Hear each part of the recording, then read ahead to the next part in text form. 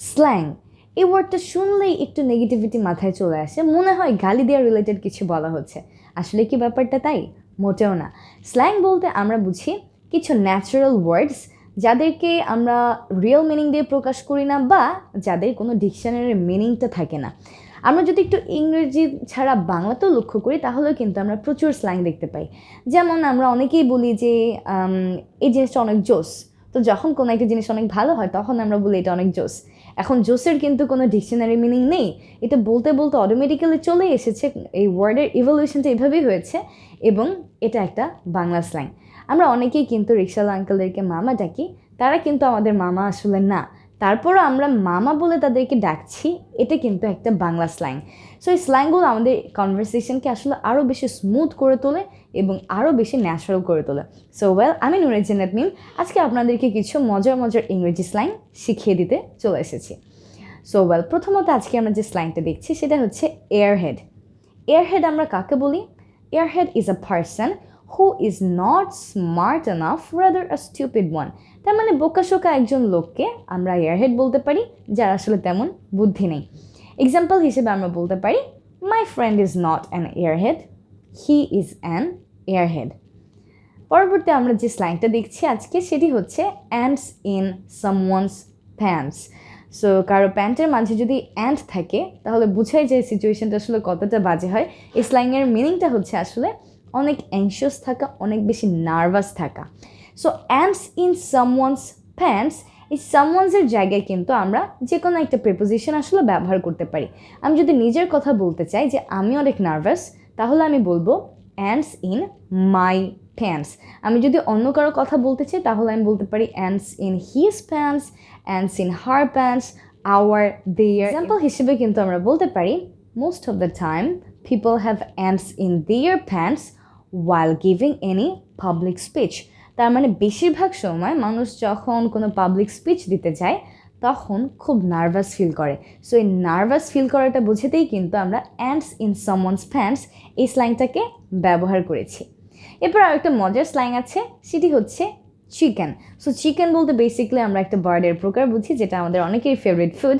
এই chicken as a slang বোঝায় এমন একজন মানুষকে যে ভীতু, যার তেমন কোনো সাহস নেই বা যে কোনো রিস্ক নিতে চায় না, এমন একজন মানুষকে ইংরেজিতে আমরা বলতে পারি chicken. So as a slang, the meaning of chicken is a coward person.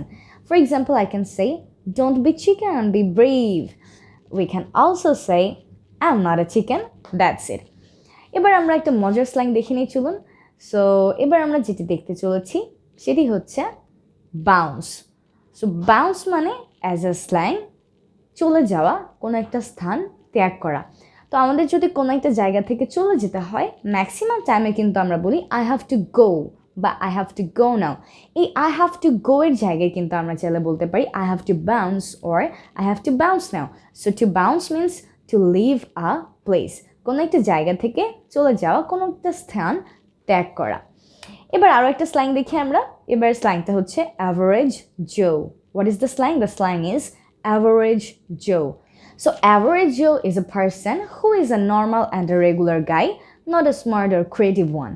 তার মানে একজন মানুষ যদি খুব সাধারণ হয়, তার তেমন বেশি ক্রিয়েটিভিটি না থাকে বা খুব বেশি স্মার্ট যদি সে না হয়, জাস্ট একজন নর্মাল সাধারণ লোক, তাকেই আমরা বলতে পারি average Joe. For example, I can say he is an average Joe, you can build up your team with Sakib.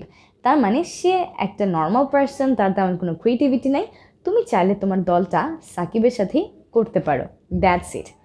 এবার আমরা যে স্ল্যাংটা দেখতে চলেছি এই স্ল্যাংয়ের নাম হচ্ছে দ্য গ্রেপভাইন। কী নাম? স্ল্যাংটার নাম হচ্ছে the grapevine. So the grapevine means an unknown source of information. তার মানে এমন কোনো একটা সোর্স যেখান থেকে আমরা একটা ইনফরমেশন পাই, কিন্তু এটা সত্যি নাকি মিথ্যা আমরা জানি না, এটা ট্রু নাকি false we don't know, we have just heard it, that's it. For example, I can say I have heard from the grapevine that she is going abroad. তার মানে আমি শুনেছি সে বিদেশে যাবে। এবার সে আসলেই বিদেশে যাবে কিনা এটা কেউ জানে না, এটা সে নিজে বলেছে কিনা সেটাও আমরা জানি না। তাহলে এই যে আমরা শুনেছি সে বিদেশে যাবে, এটা একটা আননোন সোর্স অফ ইনফরমেশন। তাহলে এটাকে আমরা কি বলছি? যে আমরা গ্রেপভাইন থেকে শুনেছি। We can also say I have heard from the grapevine that she is getting married. তার মানে আমি শুনেছি যে সে বিয়ে করতে যাচ্ছে। এবার সে কি আসলেই বিয়ে করবে কিনা আমরা জানি না। এবং এই যে আমরা শুনেছি একটা খবর মানুষের কাছ থেকে শুনেছি, হয়তো কেউ আশেপাশে বলা বলি করছিল, ট্রু নাকি ফলস আমরা জানি না। এই ধরনের যে খবর আছে এগুলো আমরা প্রচুর শুনি, এদেরকে আমরা বলতে পারি কোথা থেকে পেয়েছি, আমরা গ্রেপভাইন থেকে পেয়েছি। So the slang is from the grapevine or simply grapevine. Now let's have a look at another slang, and that is cushy. Cushy. So cushy means something that is comfortable, easy or soft. তো যখন কোনো একটা জিনিস আরামদায়ক হয়, খুবই soft হয়, easy হয়, তখন সেই জিনিসটাকে আমরা বলি খুশি। For example, he is leading a খুশি লাইফ। তার মানে সে খুব কমফর্টেবল, খুব ইজি একটা লাইফ লিড করছে। আমরা বলতে পারি দিস চেয়ার ইজ খুশি। তার মানে এই চেয়ারটা অনেক কমফর্টেবল, অনেক আরামদায়ক, অনেক সফট। তো এরকম যখন কোনো একটা জিনিস কমফর্টেবল হয়, কোনো একটা জিনিস যখন আরামদায়ক হয়, তখন আমরা এই স্ল্যাংটাকে ব্যবহার করে থাকি খুশি। এবার একটা জিনিস একটু লক্ষ্য করি, এই যে আমি বললাম কোনো একটা জিনিস যখন কমফর্টেবল হয়, এই কমফর্টেবলের উচ্চারণ কিন্তু আমরা অনেকেই বলি কমফোর্টেবল এভাবে। যদি আমরা কমফোর্টেবল বলে থাকি তাহলে কিন্তু ভুল হবে, উচ্চারণটা করতে হবে এভাবে, comfortable. Comfortable. That's it. So, cushy means something that is comfortable. Okay? We must keep that in mind. So, well, এই মজার মজার স্ল্যাংগুলোকে যদি আমরা আমাদের কনভারসেশনে অ্যাপ্লাই করতে পারি, তাহলে কিন্তু আমাদের স্পিকিং অটোমেটিক অনেক ন্যাচারাল হয়ে যায় এবং শুনতেও কিন্তু অনেক বেশি ভালো লাগে। আমরা সবাই চাই বুকিশ ইংলিশকে বাদ দিয়ে ন্যাচারাল ইংলিশে কথা বলতে। আর এই স্ল্যাংগুলো কিন্তু এই কেসে আমাদের অনেক সাহায্য করতে পারে। দেখা হবে সবার সাথে পরবর্তী লিসনে। Till then take care and আল্লাহ হাফেজ, স্টে ব্লেসড।